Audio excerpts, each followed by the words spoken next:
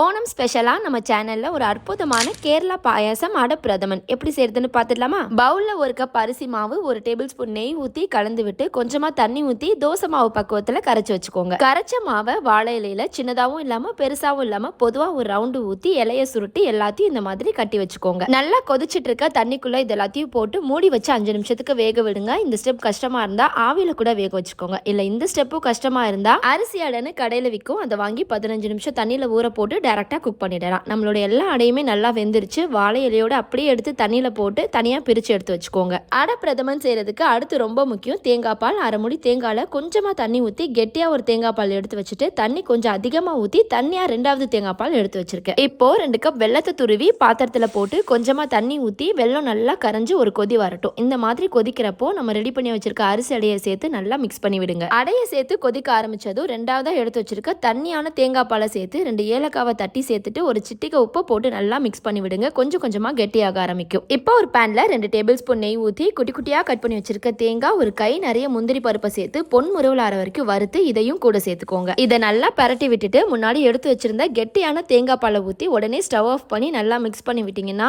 அற்புதமான அடப்பிரதமன் தயார். சுட சுட பிளேட்ல ஊற்றி ஒரு அப்பளத்தை நொறுக்கி போட்டு சாப்பிடுங்க. அமிர்த மாதிரி இருக்கும். வீடியோ பிடிச்சிருந்துச்சுன்னா லைக் அண்ட் சப்ஸ்கிரைப் பண்ணிக்கோங்க. பாய்.